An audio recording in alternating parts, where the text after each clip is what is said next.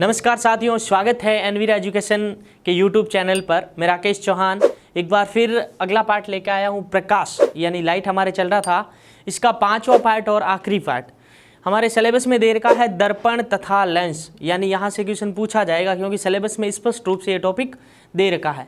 तो हमने पिछले लेक्चर में ये पढ़ा था कि अवतल दर्पण से बनने वाली स्थितियाँ, यानी वस्तु को अनंत पे रखा, फिर रखा अनंत और सी के मध्य, फिर सी पे, फिर सी और एफ के मध्य।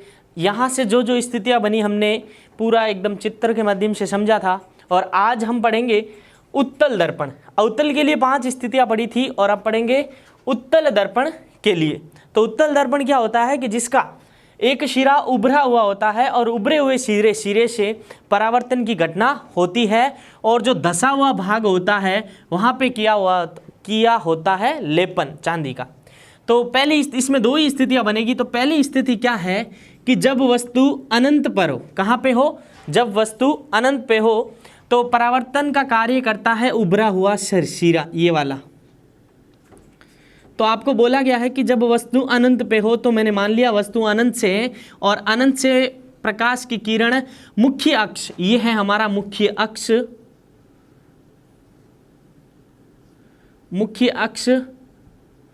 इसके समांतर प्रकाश की किरण आ रही है तो परावर्तन की घटना के अनुसार अपने वापस उसी माध्यम में लौट जाएगी। और एक मान लेता हूँ और अनंत पे प्रकाशिक स्रोत है, वहाँ से प्रकाश की किरण आ रही है, टकराने के बाद परावर्तन की घटना के अनुसार परावर्तित हो जाती है। लेकिन अगर देखा जाए, इन्हें पीछे बढ़ाया जाए, आभासी रूप से बढ़ाया जाए, हमने माना कि ये ऐसे बढ़ाया जाए तो कहाँ मिलती है? एफ पर। अगर इसी तरह इसको भी पीछे बढ़ाया जाए तो भी यहाँ पे ये कहाँ पे मिलेगी?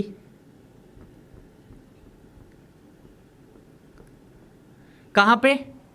फोकस बिंदु।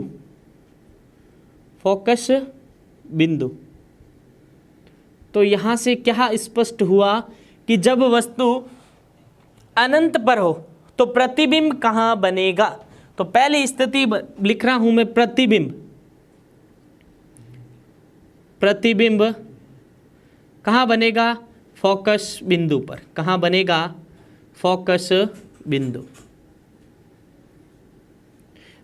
और प्रतिबिंब की प्रकृति कैसी होगी? प्रकृति आभासी होगा, यानी ये वास्तव में नहीं मिल रही। हमने माना कि अगर ऐसा प्रतीत हो रहा है इसीलिए आभासी। और आभासी के साथ क्या आता है? हमेशा सीधा। आभासी तथा सीधा। और देखा जाए इनका आकार देखा जाए वस्तु से छोटा, या आप लिख सकते हो बिंदुवत, बिंदुकार, या लिख सकते हो बिंदुवत। इसकी केवल 2 ही स्थितियां बनती है, इसीलिए पूछने लायक क्वेश्चन है। सीधा पूछा जाता है जब वस्तु उत्तल दर्पण के लिए अनंत पे हो तो प्रतिबिंब की स्थिति होगी। ग्रुप में दे सकते हैं ये सभी कि कौन सा कथन उसके लिए सत्य है। और उल्टा भी पूछा जा सकता है, यदि उत्तल दर्पण के लिए प्रतिबिंब बन रहा है मुख्य फोकस बिंदु पर तो वस्तु कहाँ पर होगी? ये वाली कंडीशन है तो वस्तु कहाँ पे है? अनंत पे। कहाँ है? अनंत पे। साथ साथ ये भी बता रहा हूं क्वेश्चन कैसे पूछा जाएगा दर्पण वाले चैप्टर में से। तो पूछ ले कि जब वस्तु का प्रतिबिंब एक बिंदुवत हो, किसके लिए? उत्तल दर्पण के लिए, तो वस्तु की स्थिति क्या होगी? यानी वस्तु कहाँ पे है? तो वस्तु होगी आपकी अनंत पे। कहाँ पे? अनंत पे। मैं दूसरी बात करूं कि जब वस्तु को कहीं पे रख दिया जाए, अनंत के अलावा थोड़ा इधर रख दिया जाए, मान लिया जाए कहीं पे रख दिया, तो हम जानते हैं प्रकाशिक स्रोत है ये वस्तु, तो यहाँ से प्रकाश की किरण आएगी और परावर्तन की घटना होगी तो लौट जाएगी। और इसका कार्य होता है किरणों को, अगर मैं इसको पीछे बढ़ाऊं तो ये कहाँ पे जाके मिलेगी? सब जानते हैं मुख्य फोकस बिंदु पे मिलेगी। और अगर कोई भी प्रकाश की किरण, हमने एक नियम पढ़ा था, ध्रुव पर आपतित होती है, जितने एंगल से होती है उतने ही एंगल से वापस निकल जाती है। ये एक नियम पढ़ा था। अगर मैं इसको पीछे बढ़ाऊं तो आपको पता है जहां दो किरणें क्रॉस करती हैं वहां बनेगा प्रतिबिंब। या आप एक किरण ऐसी ले लो जो इस दर्पण से होते हुए कहाँ पे आपतित हो गई, सी पर, जो सी पर आपतित होती है वापस उसी पथ में लौट जाती है। ये भी एक नियम पड़ा था, वक्रता केंद्र पर आपतित होने वाली प्रकाश की किरण पूर्व अपने मार्ग में लौट जाती है। अब यहाँ पे देखा जाए तो ये किरणें यहाँ पे मिल रही है, तो यहाँ बना प्रतिबिंब। तो प्रतिबिंब कहाँ बना, इसके लिए मैं बात कर रहा हूं जब वस्तु कहीं भी हो। तो प्रतिबिंब बना है, प्रतिबिंब यहाँ पे ये है ध्रुव और यहाँ पे एफ, पी व एफ के मध्य, पी व एफ के मध्य। मैं बात करूं इसके प्रकृति की, यानी ये कैसा है, ये भी आभासी है, माना नहीं है, यहां से ये हमने पीछे ऐसे ही घेरा है, इसीलिए ये भी क्या है, आभासी और सीधा, आभासी तथा सीधा। अब बात करें आकार की, आकार है वस्तु से छोटा, वस्तु से छोटा, वस्तु से छोटा, आकार क्या है, वस्तु से छोटा। तो इस प्रकार हमने उत्तल दर्पण के लिए दो स्थितियां पढ़ी। क्वेश्चन कैसे बनेगा, जब वस्तु अनंत पे हो तो आपको बताना है प्रतिबिंब बिंदुवत मुख्य फोकस बिंदु पर और आभासी और सीधा होगा। और जब वस्तु दर्पण में कहीं भी हो, किसके लिए, उत्तल दर्पण के लिए, तो प्रतिबिंब हमेशा बनेगा एफ और पी के बीच में, वस्तु से छोटा, आभासी तथा सीधा। अब हम पढ़ने वाले हैं, हमने ये कंडीशन किसके लिए पढ़ ली, दो दर्पण के लिए, उत्तल और अवतल। अब पढ़ेंगे हम लेंस के बारे में सामान्य जानकारी, और फिर पढ़ेंगे लेंस की प्रतिबिंब की स्थितियां उत्तल के लिए और अवतल के लिए। ये भी दो प्रकार का होता है, जिस प्रकार हमने पढ़ा था उत्तल दर्पण और अवतल दर्पण, उसी प्रकार उत्तल लेंस तथा अवतल लेंस। लेकिन इसमें जो चेंज होगा अपसारी और अभिसारी, यही महत्वपूर्ण है, यही पूछा जाता है। तो मैं बात करूं लेंस की, ये कितने प्रकार का होता है, दो प्रकार का। तो पहला होता है उत्तल लेंस। क्या होता है, उत्तल लेंस, जिसे आप अंग्रेजी में बोल सकते हो कॉन्वेक्स लेंस, और उत्तल दर्पण होगा तो कॉन्वेक्स मिरर। और दूसरा इसका प्रकार है अवतल लेंस, जिसे बोल सकते हैं concave mirror, sorry concave lens. यही दिक्कत होती है लेंस और दर्पण में, तो थोड़ा ध्यान रखना आप। उत्तल लेंस यानी कॉन्वेक्स मिरर और अवतल लेंस यानी कॉनकेव मिरर। अब इनकी आकृति कैसी होती है, क्योंकि यहीं से क्वेश्चन पूछा जाता है, छोटा सा क्वेश्चन, कि यहां से इस चित्र को देखिएगा आप, मैं इधर बना रहा हूं वापस,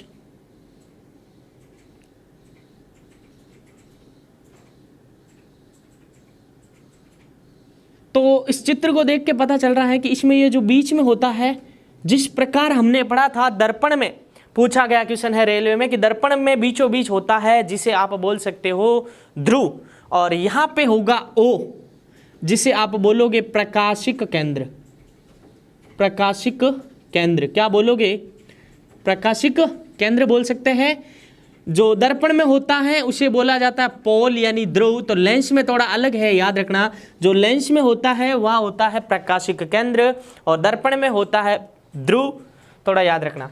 अब मैं बात करूं कि जो उत्तल लेंस होता है, जो उनके किनारे, किनारे से होता है पतला, किनारों से क्या होता है, पतला, और बीच में से, या जैसे जैसे आगे बढ़ते हैं तो बीच में से होता है मोटा। क्या होता है, मोटा। तो इसी प्रकार अगर मैं बात करूं अवतल की, तो किनारों से चौड़ा, जैसे जैसे बीच में जाते हैं बीच में से होगा पतला, बीच में से क्या होगा, पतला। तो यही पूछा जाता है, किनारों से पतला और बीच में से मोटा किस प्रकार का लेंस कहलाएगा। तो आपका आंसर होना चाहिए उत्तल लेंस, या कॉन्वेक्स लेंस भी पूछा जा सकता है। और वहां पे ये भी दे सकता है कि फोकस दूरी, फोकस दूरी किसकी धनात्मक होती है, तो फोकस दूरी धनात्मक होती है उत्तल लेंस की। किसकी होती है, उत्तल लेंस की। और इनसे बनने वाला प्रतिबिंब हमेशा वास्तविक तथा क्या बनेगा बच्चों, उल्टा बनेगा, वास्तविक तथा उल्टा बनेगा। और जो बात करूं अवतल दर्पण की फोकस दूरी होती है वह क्या होती है, ऋणात्मक होती है। और इससे बनने वाला प्रतिबिंब क्या होता है, आभासी तथा सीधा, आभासी तथा सीधा। ये देख लेते एक बार कि मुख्य अक्ष के समांतर आने वाली प्रकाश की किरण कहाँ जाके मिलेगी, मुख्य फोकस पर, और उत्तल के लिए अवतल के लिए मुख्य अक्ष के समांतर आने वाली यहाँ परावर्तन होता है और पर मिलती हुई प्रतीत होती है। मिलती हुई क्या होती है? प्रतीत होती है। तो इस प्रकार हमने उत्तल लेंस की सामान्य जानकारी और अवतल लेंस की सामान्य जानकारी। अब हम पढ़ेंगे उत्तल लेंस से बनने वाले प्रतिबिंब और उनकी स्थितियां। इससे भी 5 कंडीशन बनेगी और अवतल में केवल 2 बनेगी। उसका दर्पण का यहाँ उल्टा होगा। तो मैं बात करूं जब वस्तु कहाँ पे हो, अनंत पे हो, लेकिन ये कंडीशन सब में आती है, लेकिन आपको स्पेशली याद रखना किसके लिए पढ़ रहे हैं हम? उत्तल लेंस के लिए पढ़ रहे हैं। तो हमारा ये रूल है कि जब मुख्य अक्ष के समांतर आने वाली प्रकाश की किरण परावर्तन की घटना के बाद मुख्य फोकस बिंदु से होकर जाती है, ये नियम है। यानी मुख्य अक्ष के समांतर आने वाली प्रकाश की किरण कहाँ पे आई है? उत्तल लेंस पे। तो कहाँ से होके जाएगी? मुख्य फोकस से। और ये वाली भी कहाँ से होके जाएगी? मुख्य फोकस से। और जहाँ 2 किरणें मिलती है वहाँ बनता है प्रतिबिंब। तो इसके प्रतिबिंब की अगर बात की जाए तो प्रतिबिंब बनता है मुख्य फोकस बिंदु F पर। मुख्य फोकस बिंदु कौन सा है? ये वाला। यहाँ क्या बनेगा? प्रतिबिंब F पर बनेगा। आप खुद देख सकते हो वास्तविक बन रहा है, ऐसे नहीं कि हमने डॉट डॉट करके इनको मिला है, रियल में ये होता है। तो प्रतिबिंब वास्तविक, और वास्तविक के साथ क्या आता है? उल्टा। तो क्या बनेगा? उल्टा बनेगा। और यहाँ देखा जाए तो आकार में देखा जाए तो अत्यंत छोटा, या आप इसे ले सकते हो बिंदुवत। क्या ले सकते हो? बिंदुवत ले सकते हो। बात करें जब वस्तु अनंत व 2f, दूसरी कंडीशन की मैं बात कर रहा हूं, जब वस्तु अनंत तथा 2f के मध्य हो। कहां पे हो? जब वस्तु अनंत और 2f के बीच हो, यानी यहां पे अनंत है पीछे और ये 2f और इनके बीच, ये 2f और अनंत के बीच, तो मुख्य अक्ष के समांतर आने वाली प्रकाश की किरण कहाँ से होके जाती है? मुख्य फोकस बिंदु से होके जाती है और प्रकाशिक केंद्र पे आने वाला आगे ही परावर्तित हो जाता है। यानी जहाँ ये दोनों मिलते हैं वहाँ क्या बनता है बच्चों? प्रतिबिंब। और यहाँ ध्यान देना, प्रतिबिंब की मैं कंडीशन बता रहा हूँ आपको, यही पूछी जाती है एग्जाम में। प्रतिबिंब कहाँ बन रहा है? ध्यान दीजिएगा, F और 2F के मध्य, F तथा 2F के मध्य। कहाँ बन रहा है? F और 2F के मध्य। और देखा जाए प्रकृति तो वास्तविक और साथ में क्या है? उल्टा। वास्तविक और उल्टा, और वस्तु से तो छोटा ही है। ये है वस्तु, मान लो तो ये इतना सही बन रहा है। इसीलिए आकार की अगर मैं बात करूं, किसकी बात करूं बच्चों? आकार की, तो वस्तु से छोटा। वस्तु से छोटा कैसे बनेगा? वस्तु से छोटा। क्या बनेगा? वस्तु से छोटा। तो इस प्रकार 2 कंडीशन बदली। मैं बढ़ रहा हूं तीसरी कंडीशन की, और वहां पे पहले अनंत पे थे, फिर कहाँ आगे? 2F और अनंत के बीच। अब पढ़ेंगे 2F पे, फिर इनके बीच, फिर यहाँ तीसरी कंडीशन पे बढ़ता हूं। अगली कंडीशन पढ़ेंगे। 2 कंडीशन हमने पढ़ ली थी। जब वस्तु अनंत पर हो, किसके लिए? उत्तल लेंस के लिए। फिर हमने पढ़ा जब वस्तु अनंत और 2F के मध्य हो। तीसरी कंडीशन क्या है कि अगर वस्तु को 2F पे लाया जाए। ये कंडीशन पूछी जा सकती है कि अगर वस्तु 2F पे है तो बनने वाला प्रतिबिंब कहाँ बनेगा? तो ये होता है यहाँ पे लेंस के लिए 2F। अब हम सब जानते हैं कि मुख्य अक्ष के समांतर आने वाली प्रकाश की किरण कहाँ से होके जाएगी? मुख्य फोकस F से होके जाएगी। कहाँ से होके जाएगी? मुख्य फोकस F से। और जो प्रकाशिक केंद्र O से, जहाँ ये दोनों किरणें काटती हैं परस्पर, वहाँ क्या बनेगा? प्रतिबिंब। यानी इसकी कंडीशन क्या होगी प्रतिबिंब की? तो ध्यान देना, ये याद रखना मेन, प्रतिबिंब। प्रतिबिंब, और फिर है प्रकृति, फिर है इसका आकार। मैं बात करूं आकार की, तो देखा जाए तो आकार जितना यहाँ है उतना ही उतना यहाँ है, यानी वस्तु के बराबर। वस्तु के बराबर क्या बनेगा? वस्तु के बराबर। तो ये कंडीशन अगर दर्पण में की जाए तो दर्पण में था वक्रता केंद्र, वहाँ पे अगर वस्तु है तो प्रतिबिंब भी वक्रता केंद्र पे ही बना था। उसी प्रकार अगर लेंस की बात की जाए तो प्रतिबिंब कहाँ बनेगा? 2F पे, अगर वस्तु कहाँ है? 2F पर। तो ये रखना वस्तु के बराबर। और प्रकृति ये है वास्तविक उल्टा। वास्तविक उल्टा। और प्रतिबिंब कहाँ बना है? 2F पर। कहाँ बना है? 2F पर। तो इस प्रकार ये कंडीशन याद रखनी है। और आपको बताया गया है कि क्वेश्चन किस प्रकार से पूछा जाता है। क्वेश्चन पूछ लिया जाता है, जब वस्तु का प्रतिबिंब 2F पर है तो वस्तु के बिंब की स्थिति निम्न में से होगी। तो अगर ये कंडीशन याद है, आपको ये तरीका याद है कैसे निकालना, जब वस्तु 2F पे है, मुख्य अक्ष के समांतर आएगी, F से होके जाएगी, O से आएगी, दोनों जहाँ काटेगी वहाँ क्या बनेगा? प्रतिबिंब। तो इस प्रकार अगर जब वस्तु 2F पे है तो बनने वाला प्रतिबिंब बनेगा 2F पर और उसकी वस्तु के आकार के इक्वल ही बनेगा। चौथी कंडीशन की मैं बात कर रहा हूं, अगर जब वस्तु F और 2F के बीच लाई जाए, जैसे जैसे हम इधर आ रहे हैं तो प्रतिबिंब भी दूर खिसकेगा। क्या होगा? दूर होगा। यानी अब वस्तु है 2F और F के मध्य, यानी मुख्य अक्ष के समांतर जाने वाली कहाँ से होके जाएगी? मुख्य फोकस बिंदु F से होके जाएगी। और प्रकाशिक केंद्र से जाने वाली जब ये दोनों आपस में जहाँ भी कटेगी वहाँ बनेगा प्रतिबिंब। तो देखा जाए तो ये कहाँ कट रही है? पीछे, 2F के पीछे। तो अब देखा जाए प्रतिबिंब, क्या देखा जाए? इसके लिए मैं बात करूं प्रतिबिंब की। किसकी बात करूं? प्रतिबिंब की। तो कहां बना? 2F से परे, 2F के पीछे। और बात करूं अगर प्रकृति की, क्या आपको यह वास्तविक नजर आ रहा है? यानी वास्तविक और उल्टा, वास्तविक तथा उल्टा। और बात करूं मैं इसके आकार की, किसकी बात करूं? आकार की। तो वस्तु से बड़ा, वस्तु से बड़ा। क्या होगा? वस्तु से बड़ा। यानी 4 कंडीशन पढ़ ली, अब पढ़ेंगे 5वीं कंडीशन और बहुत महत्वपूर्ण। अगली कंडीशन, अगर जब वस्तु F पर हो, और सबसे लास्ट कंडीशन, जब वस्तु F और लेंस के मध्य हो। यानी वस्तु F पे है, आप सब जानते हो, पहले अगर वस्तु अनंत पे थी तो प्रतिबिंब बना था F पे, तो अब की बार वस्तु F पे है तो प्रतिबिंब उल्टा याद रख लेना, बनेगा अनंत पे। ये दोनों कंडीशन एक दूसरे की उल्टी होती है। मुख्य अक्ष के समांतर आने वाली उत्तल लेंस पे आती है, कहाँ से होके जाएगी? फोकस से, और प्रकाशिक केंद्र O से, और प्रतिबिंब अनंत पे बनेगा। कहाँ बनेगा? अनंत पे। अब बात करता हूँ इसके प्रतिबिंब की, फिर मैं बात करता हूँ इसकी प्रकृति की, और फिर मैं बात करूंगा इसके आकार की। प्रतिबिंब, प्रकृति और आकार। 1 मिनट थोड़ा ध्यान देना। तो इसका प्रतिबिंब बनेगा वास्तविक उल्टा।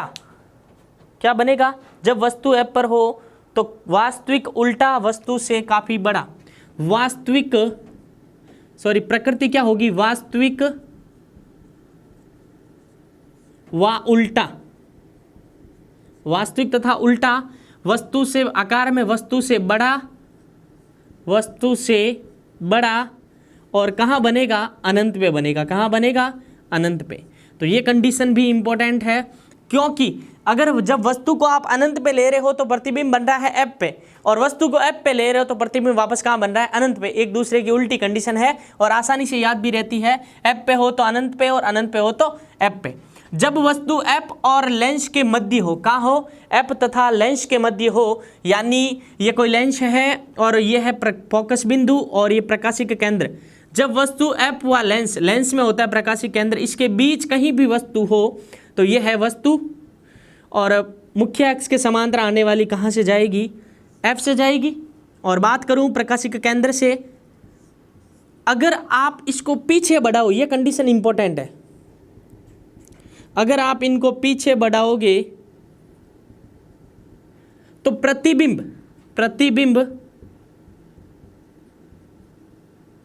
प्रकृति और आकार, प्रकृति इसकी होगी अब की बार आभासी। क्या होगी? आभासी। क्योंकि वास्तव में किरणें तो यूं जा रही, लेकिन हमने मिलाया तो पाया कि यहाँ बनेगा आभासी व सीधा। क्या बनेगा? आभासी तथा सीधा। और आकार में वस्तु से बड़ा। क्या होगा? वस्तु से बड़ा, वस्तु से बड़ा। और लेंस के उसी साइड में, लेंस की और, लेंस की और, यानी वस्तु की ओर लिख सकते हो, वस्तु से पीछे या वस्तु की ओर। तो इस प्रकार जो उत्तल लेंस से संबंधित प्रतिबिंब की स्थितियां थी उन सबको पढ़ लिया। और अब हम पढ़ेंगे इन लेंसों के उपयोग कहाँ कहाँ होते हैं, नेत्र दृष्टि से संबंधित 5 दोष भी पढ़ेंगे। अब हम पढ़ेंगे लेंस सूत्र, लेंस की शक्ति। तो लेंस सूत्र का फॉर्मूला पूछा जाता है एग्जाम में, तो एक सीधा फॉर्मूला याद रखना, अगर इसी के अंदर, इसी सूत्र के अंदर अगर प्लस लगा दिया जाए तो दर्पण सूत्र बन जाता है। क्या बन जाता है? दर्पण सूत्र। थोड़ा याद रखना, इसे कहते हैं दर्पण सूत्र और ये है जो लेंस सूत्र है। क्या है? लेंस सूत्र। तो इस लेंस सूत्र में F क्या है? लेंस की फोकस दूरी। क्या है? लेंस की फोकस दूरी, जो उत्तल के लिए अलग होती है और अवतल के लिए अलग होती है, यानी धनात्मक और ऋणात्मक का केवल डिफरेंस होता है। तो जो V है प्रतिबिंब की लेंस के प्रकाशिक केंद्र से दूरी। प्रकाशिक केंद्र से आप स्टार्ट करोगे और जहाँ पे प्रतिबिंब बनता है वहाँ तक की टोटल दूरी होगी V होगी। क्या होगी? V। आंकिक प्रश्न आएगा तो कोई आसानी से आप कर पाओगे। और U बिंब की लेंस के प्रकाश केंद्र से दूरी, यानी वस्तु की प्रकाशिक केंद्र से टोटल दूरी क्या है? U है। और मैं बात करूं, अगर उत्तल लेंस के लिए पूछ ले आपको तो धनात्मक होती है फोकस दूरी। क्या होती है? धनात्मक। और अवतल लेंस के लिए अगर पूछ लिया जाए तो क्या होती है? ऋणात्मक होती है। क्या होती है?